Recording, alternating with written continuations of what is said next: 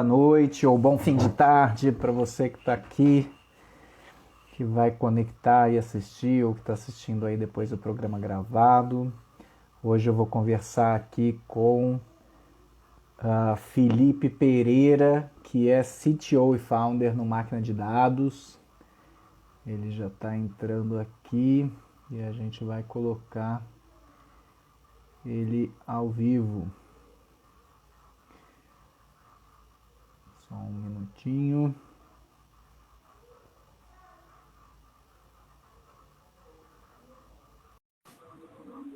Vamos ver se vai.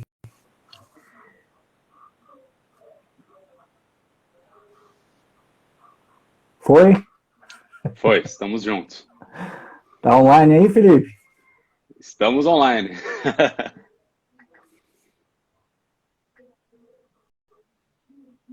Aí, legal. É bom que o Felipe já entrou com um de cerveja aqui para dar uma... Pois é, nosso negócio não tem o Instagram, e eu não tenho o Instagram pessoal do Felipe, eu tenho só esse dedicado a cervejas. Então, quem gosta de cerveja artesanal pode entrar no perfil e dar uma olhada no catálogo. Muito bom. É uma cervejaria mesmo? Não, eu sou só um apreciador. Eu só vou postando as cervejas que eu tomo. Ah, que legal. Vou te indicar um marketplace então aí para você comprar. Você conhece a BeerCap? Não, esse eu nunca ouvi falar. Então depois eu te passo o link aí da BeerCap. Passou pelo programa de aceleração comigo, Legal, né? bacana. Já começamos com propaganda de outra startup. Hoje a gente não está aqui para falar de BeerCap, nem de cerveja.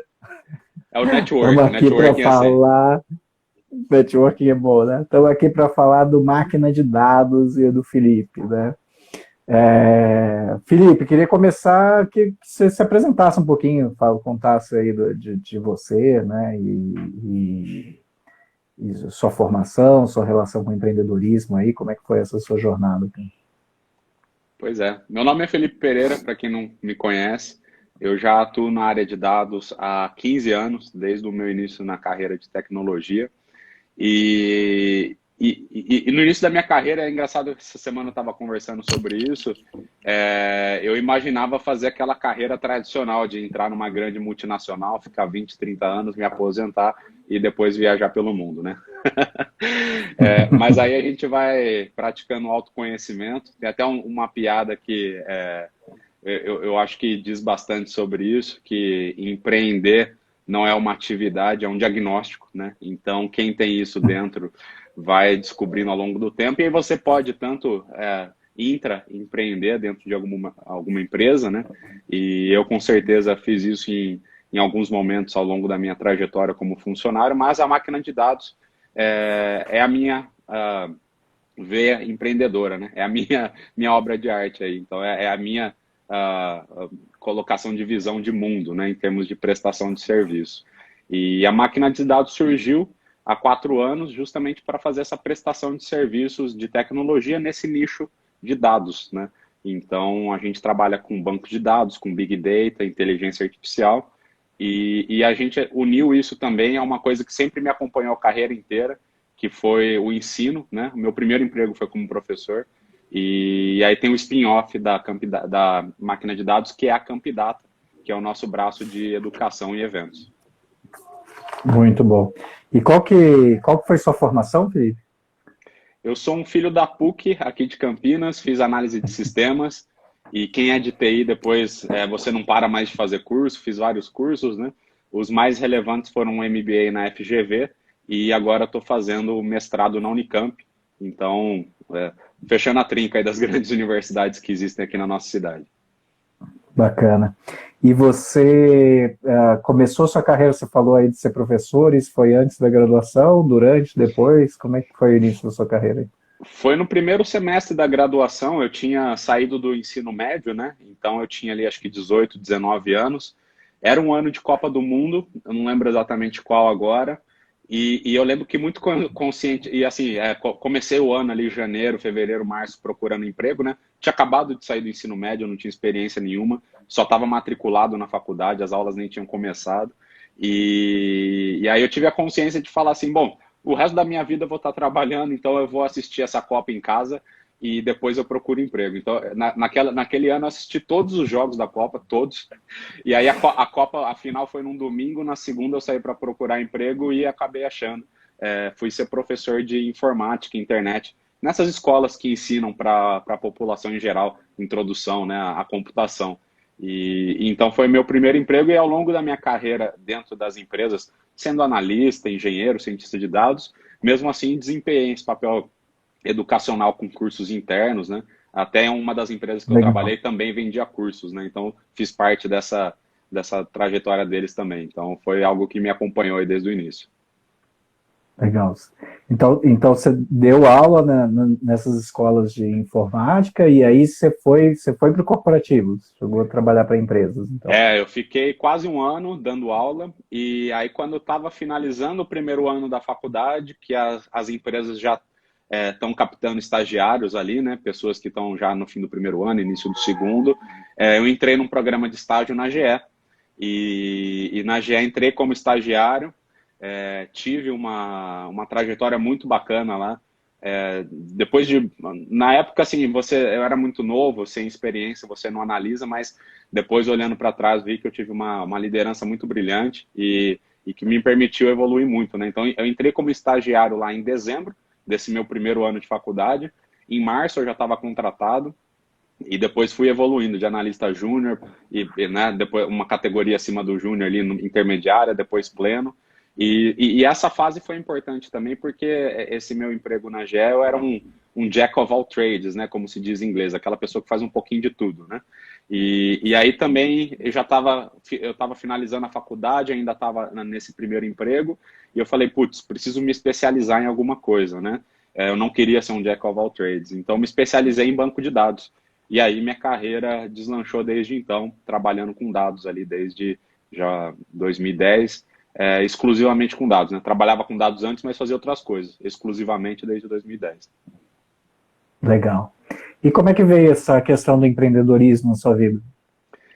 Foi um processo de autodescoberta, assim, né? O empreendedor, antes de ser chamado de empreendedor, ele é igual o patinho feio, né? Então dizem que o patinho é feio, mas aí na verdade ele descobre que um dia ele era um cisne, ele não era um pato feio, né? Então esse processo veio com muito questionamento de querer às vezes implantar um novo processo, mudar um processo existente, trazer inovação. Muitas vezes isso é bem visto, outras vezes não, as pessoas se incomodam, as pessoas, né, simplesmente continuem fazendo as coisas como elas sempre foram. E eu fiquei nesse processo de tentar trazer inovação, empreendedorismo, mas sem usar essas palavras, sem ter esse conhecimento, né? Até que um dia eu me vi numa posição de liderança de uma equipe onde eu não tinha formalmente a atribuição de executar todas as tarefas, mas por uma perspectiva de necessidade do que a gente precisava enquanto equipe, né? Eu era o líder técnico, mas comecei a executar também tarefas comerciais, de marketing, tinha que cuidar de algumas métricas financeiras da equipe também. Então, no fundo, a gente era uma mini empresa dentro dessa empresa maior, né? E nessa época, assim, aí eu tomei conhecimento disso, comecei a ver isso como um intraempreendimento, né? Aí no início da minha liderança nessa área, essa área faturava acho que R$ 150 mil por ano e depois de 2 anos a gente triplicou esse valor com todas as ações que a gente realizou, né? E então ali para mim Legal. foi uma grande experiência, uma grande escola, né? Foi o melhor MBA, foi estar atuando nessa vaga dentro dessa perspectiva. E aí depois dessa vaga eu tive certeza do que eu queria para mim enquanto pessoa, enquanto carreira, né? E aí sim surgiu a máquina de dados para prestar serviços de tecnologia na área de dados. Legal. E aí já surgiu como máquina de dados? Ou você teve outras ideias? Como Já é que foi surgiu, essa... não, a minha ideia original ainda persiste, a gente só mudou o nome, porque antes tinha um nome mais relacionado a banco de dados, e aí a gente adicionou Big Data, Machine Learning, e eu queria um nome mais que pudesse, né, explorar todas as vertentes do nosso negócio, né? Então mudou o nome, mas a empresa já nasceu assim, como consultoria, né? O que veio de spin-off depois foi a parte de cursos e treinamentos, que além de quando não existia o Covid, né, existia, a gente fazia curso presencial, hoje em dia só remoto, E agora a gente evoluiu dentro da parte de treinamentos para uma plataforma EAD também, né? Então a gente disponibiliza os nossos cursos gravados, a pessoa compra, assiste quando ela puder, né? E a gente está evoluindo essa parte também. Então veio é parte de uma filosofia de vida minha de dar prosseguimento dentro daquilo que eu faço, né? Então eu comecei como um jack of all trades, mas assim, eu era um cara de tecnologia, né? Então eu só fui nichando e me especializando, né? Então, nada contra quem faz grandes mudanças de carreira para outras áreas. Acho que se você acha isso importante, é bom fazer. Mas Sim. eu até agora não me arrependi de trabalhar com tecnologia, então vim nichando e isso tem dado certo, tanto em termos de carreira quanto em termos corporativos também. Legal. E aí, o que a máquina de dados faz? Mais especificamente, né? Você citou aí consultorias, treinamentos, né? Setor Big Data. Perfeito. O que é a máquina de dados e o que ela faz? A máquina de dados, ela oferece dentro desse nicho de dados suporte a bancos de dados, né? Então, muitas empresas têm seus ERPs, seus CRMs, todos esses sistemas dependem de um banco de dados, né? Para trazer para o público geral também. E aí, a nossa consultoria cuida do banco de dados, né? Então, para quem não conhece muito do assunto, é a mesma analogia que você fazer uma revisão no seu carro, né? Então, você compra um carro, você tem que pôr gasolina, de tempos em tempos você faz uma revisão. O banco de dados é igual, ele precisa de uma manutenção, ele precisa de um backup, né? E se você não tem uma pessoa dentro da empresa para fazer isso, muitas vezes porque não tem volume de trabalho suficiente para justificar a contratação de um funcionário, né? Então essas empresas terceirizam para empresas como a nossa, né? Então essa é uma vertente que é a vertente de banco de dados. As outras vertentes são Big Data. Projetos de Big Data envolvem estruturas na nuvem, onde a gente agrega informações. Uma empresa às vezes tem 10, 15 sistemas, né? E aí você agrega todas essas informações num lugar só, que a gente costuma chamar de data lake.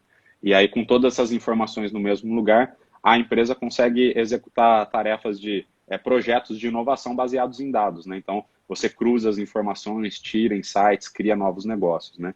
E, por fim, a parte de inteligência artificial, que fala sobre a criação de algoritmos de machine learning para um determinado fim, né? Então, por exemplo, a gente está atuando agora numa empresa de varejo, ramo de supermercados, realizando predição de vendas, né? Então, você também... as possibilidades são inúmeras, né? No nosso dia a dia, a gente já interage com isso, né? O iFood te recomenda um almoço, Netflix te recomenda uma série. Então, recomendação é uma coisa feita por inteligência artificial também. Aqueles chats automatizados, chatbot, né? Então, no fundo, o que a gente faz, nós somos o braço tecnológico desses projetos de inovação que as empresas possuem. Legal. Vocês entram no discurso da transformação digital com isso? Eu até uso essa palavra, embora não seja muito fã, porque acho que já está muito gasto, né? Eu até assim, gosto porque é uma combinação de palavras simples e em português, porque na área de TI a gente usa muita coisa em inglês, né? Eu acho que ela sim transmite o conceito do que as empresas precisam fazer, que é a transformação digital, mas eu acho que talvez o conceito dessa expressão ficou gasto, né? Porque às vezes a empresa acha que criar um site é transformação digital, né? Para mim, transformação digital é automatizar um processo, né? Isso. Automatizou um processo, estou transformado digitalmente. Então, assim, para mim, o que é transformação digital? É utilizar de ferramentas digitais para melhorar a experiência do seu cliente, né? Então, para trazer um exemplo que muita gente conhece, o Nubank. Quando o Nubank surgiu, ele tinha um apelo que era a não ter taxa, mas esse não era a principal facilidade dele, né? Eu me lembro uma coisa que até hoje me causa bastante estranheza, num cartão tradicional de um grande banco, quando você faz uma compra no crédito no fim de semana, ela só aparece na sua fatura na terça, porque eles não processam a fatura de sábado, domingo, e ela roda na madrugada de segunda para terça. A gente que é de TI sabe que as coisas rodam de madrugada, né? E aí só aparece na terça. O Nubank não. Você gasta, no seu celular já aparece, olha, você gastou no lugar tal, aparece até o mapa, né? Ou pelo menos aparecia lá no começo. Hoje em dia eu já não estou mais usando.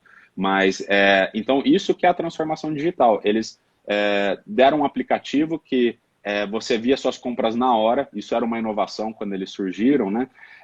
Pedido de ajuste de limite, tudo online, sem ter que ligar numa central de relacionamento. Então, é isso que eu quero dizer. Quando você usa ferramentas digitais para melhorar a experiência do teu usuário, isso é transformação digital na minha visão. Bacana, bacana. É porque, enquanto você foi falando, né, eu tenho uma carreira aí de consultoria, né? Na verdade, eu trabalho, tem 20 anos aí de experiência com consultoria voltado para a área de gestão e melhoria de processos, pessoas, então. E você foi descrevendo aqui, né, banco de dados, manutenção de banco de dados, ERP, CRM, a questão de agregar, né, consolidar a base de dados e usar machine learning para trazer algumas coisas, aí eu começo a enxergar um movimento, principalmente para eu que sou um cara de operações, bastante operações industriais, assim, eu começo a enxergar um movimento de dar para direcionar um pouco mais a gestão, né, assim, direcionar um pouco mais o gestor para suas ações, para suas análises, usando esse tipo de coisa, sabe? Por isso que na hora eu perguntei aí da transformação digital. E isso que você citou agora me trouxe um outro aspecto bastante importante, que eu acredito, que é quando você transforma a experiência do seu usuário, que antes era física. Então, para falar do banco aí que a gente estava falando, antes você tinha que ligar no call center ou ir no banco para resolver um problema do cartão de crédito. E agora você faz através de um aplicativo.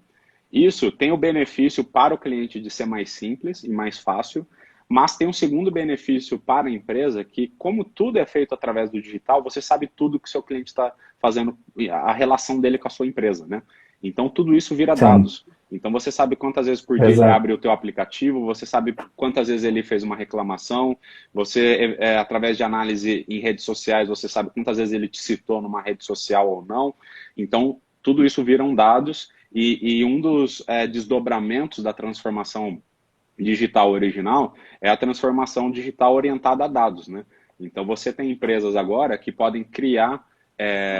quando você está naquele momento de definir as estratégias para o ano, ou você quer mudar algum produto, algum processo, você pode mudar esse produto, esse processo, baseado em dados de comportamento que, de fato, aconteceram e você consegue metrificar, né?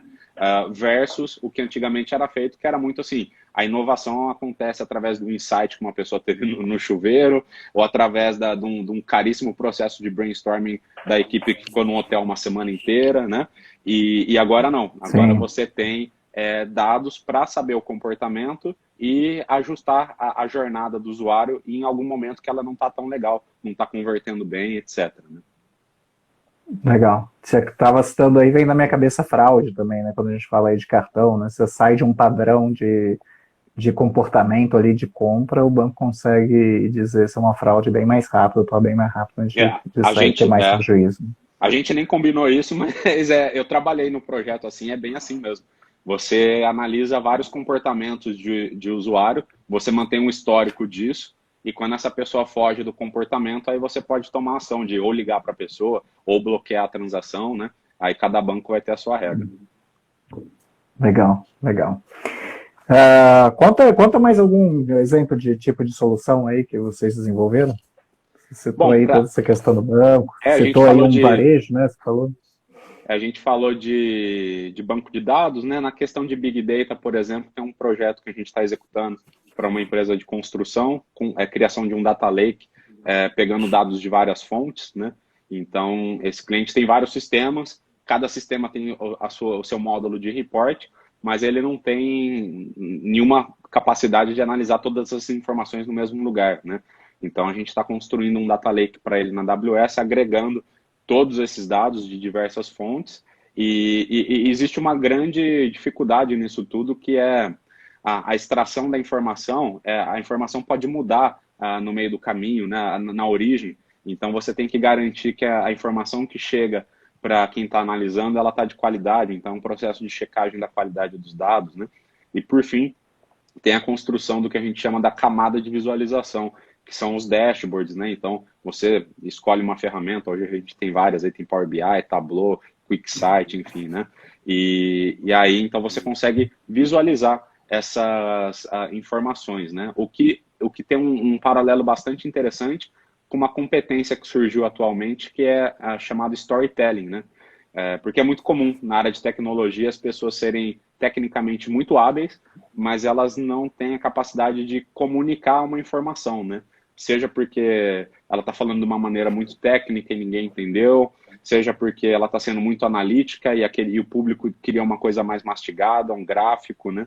Então, essa capacidade do storytelling, que passa muito por empatia, por capacidade de comunicação, é parte importante desse trabalho de análise de dados também, né? Legal, legal. E vocês, como é que vocês vendem isso? Vocês vendem projetos? Como é que é? Como é que é a contratação do seu cliente desse tipo de serviço? Exato. A parte de banco de dados, a gente trabalha com um modelo de suporte, onde a gente faz monitoramento proativo do ambiente dos clientes. Já as competências de Big Data e inteligência artificial são contratação de consultoria por projetos, né? Então, a gente orça um projeto para o cliente e a gente executa, né? Um exemplo que você citou da rede de supermercados, onde a gente está junto à equipe de inovação, executando um projeto de inteligência artificial para predição de vendas, né? Então, em cima dessa predição, ele consegue tomar ações em cima do supply chain da cadeia de restaurantes, né? Restaurantes não, Legal, de restaurante. E aí sai como sugestão no e-commerce dele, por exemplo? Eles têm a parte de e-commerce que se beneficia disso também, mas o projeto que a gente está agora é para ajudar o supply chain físico. Então, às vezes o produto está faltando no centro de distribuição, você precisa comprar com antecedência.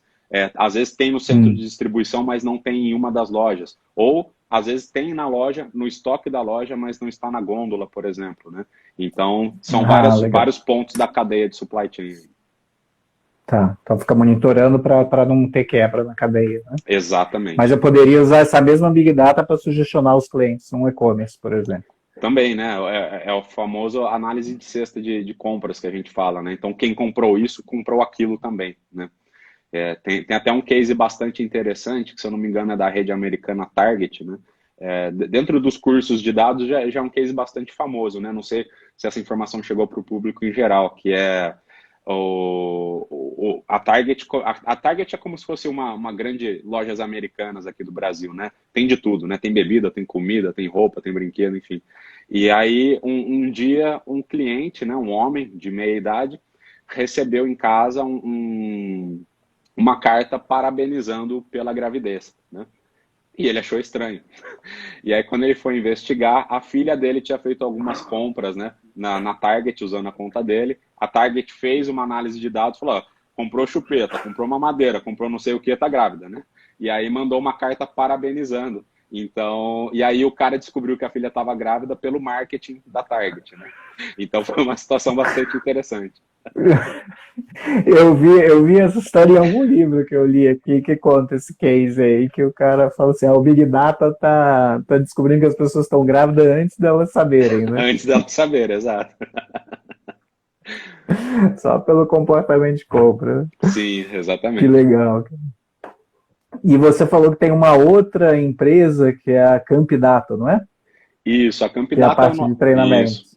Campdata é o nosso braço de educação e de eventos, né? Na parte de eventos, Felipe, já ajudo na execução e criação de eventos aqui na região de Campinas desde 2016, né? Então, fui corresponsável pelo PGD, que teve cerca de 200 pessoas. A gente fez um PGD na Unicamp, fez um no Polis. Depois, ajudei a fundar o Google Data Fest, que a gente teve 3 edições, 2017, 18 e 19, que foram eventos sobre dados no geral, banco de dados, Big Data, Machine Learning. O último evento, que foi em 2019, teve 400 pessoas, foi no auditório da Unicamp, foi muito bacana, teve painel, teve diversas trilhas paralelas. E então a Campdata ela vem dentro dessa pegada de eventos também, né? Agora com a pandemia a gente faz tudo online, então a gente faz cerca de 2 webinars por mês. A gente tem um canal no meetup.com, todos os links estão no nosso site, no campdata.com.br, e todo o webinar também fica gravado no nosso canal do YouTube, né? Lá no nosso site também tem o link do canal do YouTube. Então tem essa parte que é de Campdata mesmo no YouTube. Camp Data. A gente, além de fazer esses eventos online que são gratuitos, às vezes a gente une isso com ações em prol da sociedade, né? Então, ano passado a gente fez uma de doação de sangue, né? Então, a pessoa para participar tinha que doar. Tinha gente que foi doar sangue pela primeira vez, foi muito bacana. E então, que é um dos valores que eu tenho também, né? Eu acho que as corporações, elas, dentro do escopo de atuação dela, acho que é bacana fazer essa retribuição para a sociedade, né? O que é uma coisa que a gente pode achar que é um conceito novo, mas eu estava lendo um livro do Peter Drucker e ele tinha a mesma opinião, né? E eu não sabia. Então foi bastante interessante saber que eu criei uma ideia que é parecida com um dos maiores gurus da gestão. Aí fiquei bastante honrado de ler essa frase. E além dos eventos, tem a parte de treinamentos, né? Então a gente tem uma carta de treinamentos que são ligados a dados. Então a gente tem um treinamento de machine learning, a gente tem um treinamento de gestão de time de dados. E esses treinamentos são oferecidos ou de maneira remota ao vivo, ou através da nossa plataforma EAD, que são os cursos gravados. Tá. Esses treinamentos, a pessoa já tem que ter um certo nível de aprendizado, ou você tem treinamentos básicos lá? O que é Machine Learning? A gente tem o de introdução ao Machine Learning, que chama Machine Learning do 0 ao 1. Ele é bem básico. O perfil ideal são pessoas da área de tecnologia que não conhecem Machine Learning e querem conhecer. Porém, esse curso já foi dado, inclusive está sendo dado agora também, para pessoas que sequer são da tecnologia e essas pessoas conseguiram absorver o conhecimento. Então, dada a experiência dos clientes, eu indico para outras pessoas também. Mas ele foi pensado para as pessoas de TI porque tem muito termo técnico que a gente fala, que às vezes a pessoa acaba não entendendo, né? Mas eu acho que um dos nossos diferenciais é a didática. Por quê? Eu sofri muito quando eu fui aprender inteligência artificial, machine learning, porque as pessoas que começaram nessa área são acadêmicas e elas têm todo um vocabulário próprio que difere do vocabulário do mundo corporativo e, quiçá, de pessoas que sequer são da tecnologia, né? Então, o diferencial da Camp Data é trazer treinamentos com um linguajar didático, onde não se pressupõe um conhecimento prévio, né? Então, é por isso que a gente nasceu, na verdade. Bacana, bacana. E ela surgiu de uma necessidade da máquina de... Ela surgiu foi muito bacana, que foi assim, depois que eu comecei a prestar consultoria na área de inteligência artificial, toda semana alguém me perguntava por onde eu posso começar a aprender, por onde eu posso começar a aprender. E eu ficava indicando cursos, isso e aquilo, e depois de vários meses eu falei, peraí, eu acho que isso aqui é uma oportunidade de negócio. Então tem tanta gente querendo aprender, e essas pessoas, algumas realmente nunca tinham tentado nenhum curso, e outras tinham tentado e tinham tido as mesmas dificuldades que eu, né? Então o que eu vi foi, realmente está faltando um curso que não pressupõe conhecimento, né, existente, né, um pré-conhecimento. Então, é quase como se os cursos atuais, principalmente os mais famosos, fossem para um grupo fechado ali, que já tem um conhecimento prévio de alguns assuntos, né? Enquanto que o nosso não. Você chega do jeito que você é, né? Come as you are, como diria o Nirvana, e nós vamos passar esse conhecimento para você. Legal. E os eventos seguem a mesma linha? Os eventos, a gente começou com eventos que a gente mesmo fazia. Agora a gente está tocando uma empreitada que é a Camp Data Convida. Então, eu estou convidando experts de tecnologia aqui da região de Campinas para fazer as palestras. E aí cada um tem a sua linha didática, né? Então, fica até o convite, se tiver pessoas técnicas nos assistindo aqui, pode nos mandar sua proposta aí de palestra para participar do programa Camp Data Convida, né? Os nossos contatos da Camp Data tem lá no site, o campdata.com.br. Legal, muito bom. Pessoal, quem está online aí, estou vendo aqui que tinha 9, acabou de ir para 8 pessoas online aí. Se alguém tiver alguma pergunta para o Felipe aí, quiser fazer, pode fazer que a gente passa aqui. Eu estou de olho nesse... Eu falo, o UX do Instagram não é o melhor do mundo, mas estou de olho aqui nas mensagenzinhas que sobem aqui e eu passo para ele. Falando de UX e dados, tem uma intersecção bastante bacana de UX e dados, que é o Growth Hacking, né? Que vai desde você fazer a prototipagem inicial de um produto digital baseado em dados, que é algo que o pessoal de UX já faz através de pesquisas, né? Mas esse pessoal tem ou pego pessoas de dados para trazer para o projeto, ou essas pessoas mesmo estão adquirindo competências para fazer análise de dados mais gerais, né? Então, analisar dados de um sistema, fazer um crawler para pegar textos de uma App Store, por exemplo, para analisar o que as pessoas estão falando, né? E com base nisso, sugerir novas features, mudanças, né? E com isso depois metrificar também se aquela mudança trouxe o desempenho necessário, né? Então, esse mix de UX e dados aí tá bem bacana hoje em dia. Legal. Você comentou da Amazon, lembrei, tem cara, um top voice aí do LinkedIn que eu sigo, um influencer de LinkedIn, e ele conta que quando ele começou, ele ia muito no site da Amazon buscar os reviews para buscar inspiração do que escrever. Ele trabalha muito com escrita, né? Com escrita criativa, produz textos. Sim. Aí o que você falou aí de fazer automaticamente, né? Ele fazia na unha, ele ia lá na Amazon, pegava uns livros de conteúdos de coisas que ele conhecia, que trabalhava, ia lá nos reviews, ver o que o pessoal estava comentando, o tipo de dúvida que aparecia lá e tinha ideia de escrever conteúdo por esse meio aí.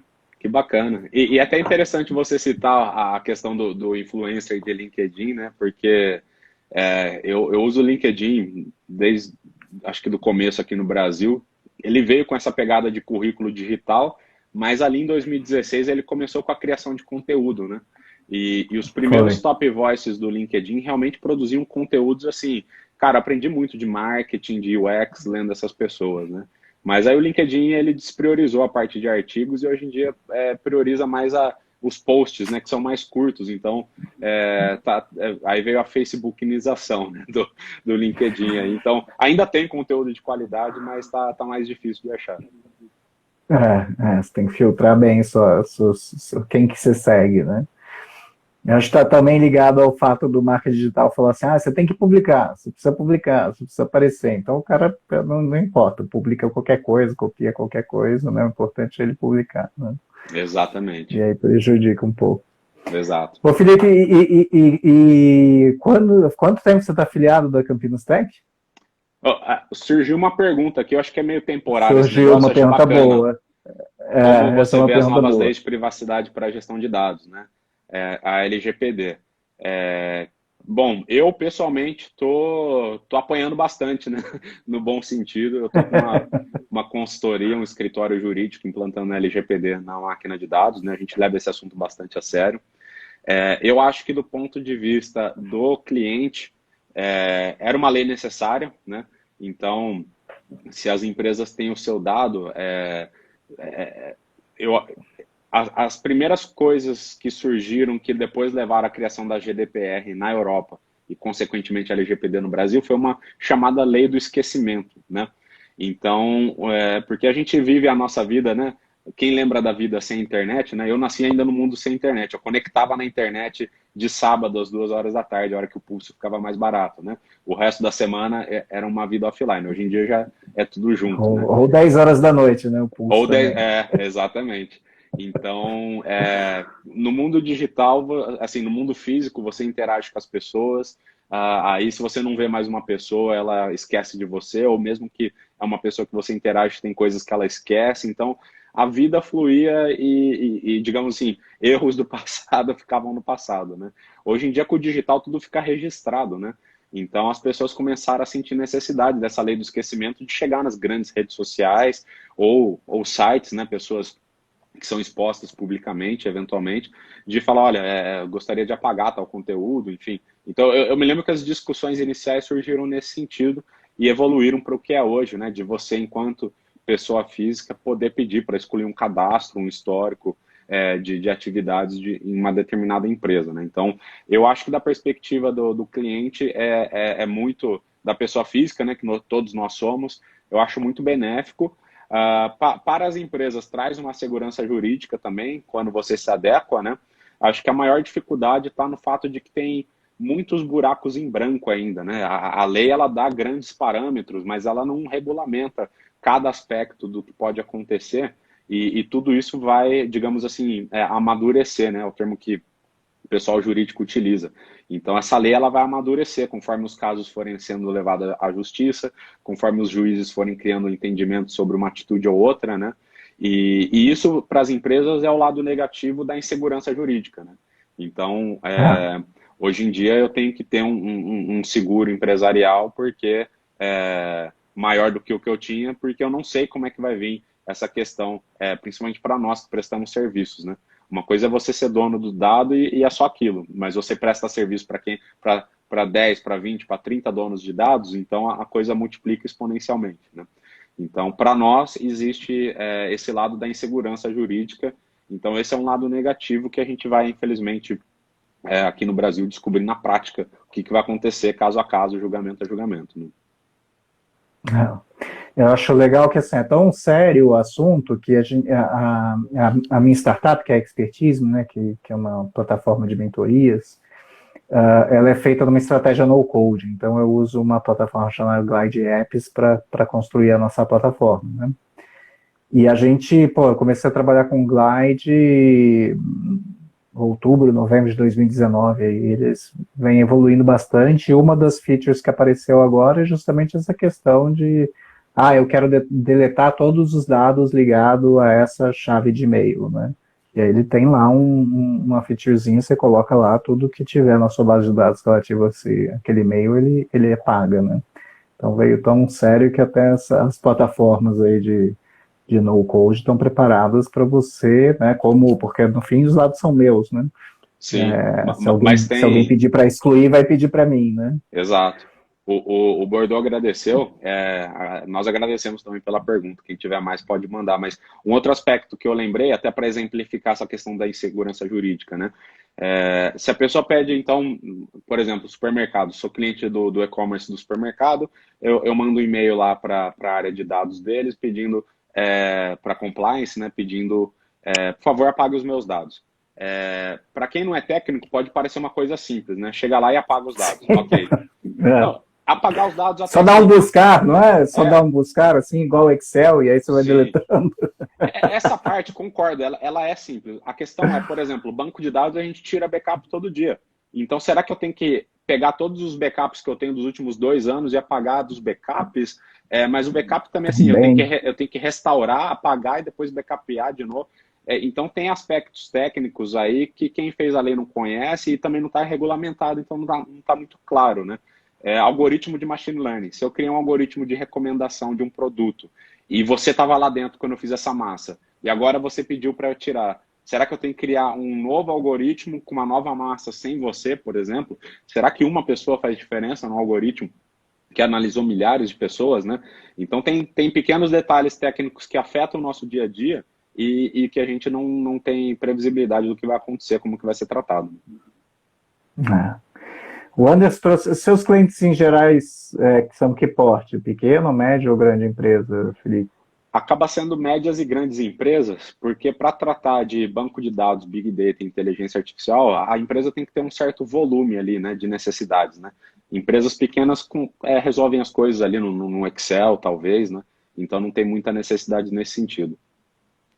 Legal. O que o Anderson está perguntando aqui, o que você acha que vai acontecer com as pequenas empresas frente à LGPD, né? Porque falar é um assunto muito disseminado nos grandes centros, mas percebo que a galera menor ainda é carente no assunto. Pois é, As tem pequenas diversos empresas. aspectos aí nessa pergunta, que a primeira é assim, quem está muito antenado nisso é a comunidade de tecnologia, né? Mas a LGPD não é uma lei para empresas de tecnologia. É uma lei para todas as empresas do Brasil que possuem cadastro de clientes, né? Então, isso vai desde do Carrefour, do Walmart, até a lojinha do tio Zé, lá numa cidade do interior, né? Então, esse é o primeiro aspecto, né? O segundo aspecto no ramo de tecnologia das empresas que lidam com dados, como que fica também a responsabilização de nós, que segundo a lei somos os operadores, né? Versus os responsáveis, que são os donos do banco de dados, né? Então, existem diversos aspectos aí que, embora estejam mapeados de maneira ampla, no bit, ali na dúvida da atividade do dia a dia, não está mapeado na lei, né? Então, isso vai ficar realmente para entendimento e julgamento do juiz. e até o sistema jurídico tem um entendimento de vários aspectos, a gente vai ter que viver com essa insegurança, né? Então, respondendo ao Anderson, por enquanto as empresas pequenas aí podem continuar, mas assim como a gente tem carga tributária, você tem que ter um contador, parte contábil, né? Então, você também vai precisar provavelmente ter alguém lidando, gerenciando seus dados para cumprir com as obrigações legais. Não, verdade. É o custo Brasil, né? Exato. O Bruno trouxe mais uma pergunta aí para a gente discutir sobre inteligência artificial, né? Quais as aplicações aí que estão mais crescendo no mercado? Tem muita aplicação, né? As aplicações mais próximas de nós, pessoas físicas, são recomendação de produtos e recomendação de conteúdo, né? Então, o iFood te sugere a janta, o Netflix a série, né? O Spotify a música. Então, isso está bastante próximo, né? Em termos de sociedade, está sendo muito utilizado na área médica, por exemplo, né? Aqui, inclusive, em Campinas, a gente tem, através da Unicamp, pesquisas renomadas de maneira internacional em relação à análise de câncer, a predição de Covid através de exame de sangue ou de foto de chapa do pulmão, né? Então, tem toda essa área médica evoluindo. E, de maneira mundial, tem a questão de usar a inteligência artificial para tornar, assim, objetos aí mais dinâmicos, né? Que nem o carro autodirigível, que o pessoal lá da Tesla tá lutando bastante, né? A Google já jogou a toalha, né? A Google tinha a empresa lá, ela fez o spin-off e não é mais parte do grupo Google, mas a Tesla ainda está nessa briga. E então tem realmente de tudo, né? Uma coisa que faz bastante interface com a gente, pessoa física, é chatbot também, né? Muito atendimento online que a gente entra em site hoje em dia, não é uma pessoa, você está sendo atendido por um robozinho, né? Então, cresceu bastante com a digitalização das empresas. Até por voz, né? Eu recebo um monte de ligação de robô aqui no meu celular. Por voz, eu trabalhei num projeto assim também. Legal. É bem interessante essa parte por voz. No fim, assim, tem vários tipos, né? Tem o por voz, que é aquela voz robótica, que o computador monta a frase e ele põe a voz robótica para ler a frase. Mas também tem coisas do tipo, tem uma voz humana já pré-gravada e tem um fluxo de atendimento e o algoritmo simplesmente entende a sua resposta e te joga para o próximo passo do fluxo de atendimento e te aciona um áudio pré-gravado, né? Exato, isso aí eu recebo bastante. Gostaria de falar com Guilherme. É você? Gostaria de falar com... Aí dá aquela pausa e vem uma outra voz diferente. Exato. Guilherme. É você? Aí eu falo assim, sou. Ah, tudo bem, mas você conhece o Guilherme? Eu falo, pô, tô falando que eu sou. Ainda tem que melhorar um pouquinho o reconhecimento de voz. Sim, sim. E Felipe, você é de Campinas mesmo? Você cresceu aqui? Eu sou nascido em São Paulo, na capital. Morei lá muito pouco. Minha mãe veio para Campinas quando eu tinha 2 anos. Inclusive, ela deve estar nos assistindo aqui, porque é mãe coruja, né? Então, um beijo, um abraço aí para minha mãe. Legal. E cresci em Campinas. A máquina de dados é fundada em Campinas. Agora, nesse exato momento, eu moro em Paulínia, né? Mas legal. Paulínia é uma cidade que está dentro do contexto Campinas, né? Quase que uma cidade dormitório. Eu moro aqui também. Moro aqui em Paulínia. E há quanto tempo você está associado a Campinas Tech? Campinas Tech eu me associei recentemente, eu acho que são 2 meses aí apenas. Eu já tinha visto alguns eventos que a Campinas Tech promove, né? Mas aí tem um amigo meu que é associado, e aí quando ele me falou que ele era associado, aí eu me associei também para participar da comunidade, né? Legal. Essa era a minha pergunta. Por que se associou a Campinas Tech? A resposta do Tiririca, né? Eu não sei, quando eu descobri, eu tinha visto. Brincadeiras à parte, eu acho que é importante. Existe um aspecto no empreendedorismo que é você e a sua empresa e os seus clientes, né? Então, o produto que você constrói, tem um segundo aspecto que é o networking corporativo entre empresas que possuem atividades fim diferentes e que podem formar parcerias para, enfim, oferecer serviços mais completos para um cliente em comum, né? Esse eu acho que é o segundo nível, e por causa desse segundo nível é um dos motivos que eu me associei à Campinas Tech, e eu acho que, e nesse segundo nível, acho que tem várias entidades pelo Brasil que fazem isso, mas tem um terceiro nível que eu acho que a Campinas Tech tem, e que eu acho muito interessante, que é o que nós, empresas de tecnologia, que no fundo somos também, CNPJ é uma coisa abstrata, né? Quem existe é a pessoa física, né? Então, o que nós, pessoas que estamos empreendendo tecnologia em Campinas e região, podemos fazer para melhorar Campinas e região, né? Então, a Campinas Tech tem essa pegada de olhar para o ecossistema e tentar melhorar o ecossistema, né? Então, como todo ecossistema, tem várias partes, né? E Campinas, pela criação da Unicamp, gerou uma energia que aí trouxe, né? Então, a gente tem faculdades, a gente tem gente qualificada, a gente tem grandes empresas, temos até unicórnios aqui na região, né? Temos investidores, né? Então, como é que a gente pega o que a gente tem e como é que a gente melhora isso, né? No fundo, o que me fez participar do Campinas Tech foi a Campinas Tech deu um curso de tecnologia para pessoas que gostariam de entrar na área de tecnologia, né? Esse meu amigo foi um dos instrutores e eu participei de uma das aulas para falar para os alunos como que é o mundo real, né? Então, como que é trabalhar com dados, né? Quais são os desafios que a gente vê no dia a dia, né? Então, eu senti esse tema de construção do ecossistema muito forte, e eu acho que esse é o diferencial da Campinas Tech, né? Não é só networking, é construção de ecossistema também. E é uma coisa que o Silvio Meira, né, que é um dos grandes pensadores de TI aqui do Brasil, recomendo as pessoas entrarem lá no... Eu descobri recentemente que no Spotify você pode digitar o nome da pessoa que você quer ouvir uma entrevista, e ele traz todos os podcasts que ela aparece, né? Então, que legal. Sabia digitem disso lá. também, não. Digitem lá Silvio Meira e qualquer entrevista dele é muito bacana, né? Ele é o cara que fundou o Porto Digital lá em Recife, né? Então, tirando a economia da cidade ali, inclusive fisicamente, o Porto Antigo, né? Que é a parte onde tinham as empresas que foram abandonadas antigamente, agora são empresas de TI lá, então revitalizou muito, muito, né? Deu surgimento ao César também, que é referência em tecnologia no Brasil. E Campinas não fica atrás desse ecossistema, né? Mas precisa de pessoas pensando no ecossistema. O ecossistema não vai acontecer sozinho por espontaneidade, né? Legal, bacana. Cara, obrigado, Felipe. Você quer dar algum recado final aí, pessoal? Alguma coisa que eu não perguntei que você queira contar aí? Eu gostaria de deixar os nossos sites, né? Então, o da máquina de dados é o maquinadedados.com.br, consultoria e projetos em bancos de dados, Big Data e inteligência artificial. Já o da Campdata, que é treinamentos e eventos, é o campdata.com.br, né?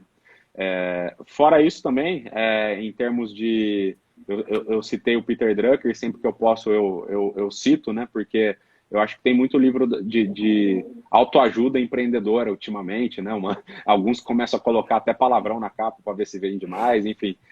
Mas eu sou um grande defensor dos clássicos, né? Então eu queria deixar registrada qualquer coisa do Peter Drucker que você encontrar na livraria, na Amazon, compre, porque faz diferença, principalmente para quem empreende, mas também para quem quer ter uma carreira de sucesso, né? Então gostaria de deixar essa dica para o pessoal. Muito bom. Legal, Felipe, obrigado, cara. Obrigado aí pelo bate-papo, achei bem bacana. A gente vai encerrando por aqui. Pessoal, conversei aqui com o Felipe Pereira, CTO fundador da Máquina de Dados e da Campdata. Então, quem tiver mais interesse aí, ele acabou de passar, maquinadedados.com.br e Campdata também é .com.br, né? Sim. P mudo. Campdata. Então, P mudo. Eu acho que o Felipe está ali colocando os links, ele colocou ali pra gente no chat ali. Obrigado, Felipe. Ah, legal, meu chat parou aqui, tá vendo? Que eu falo disso.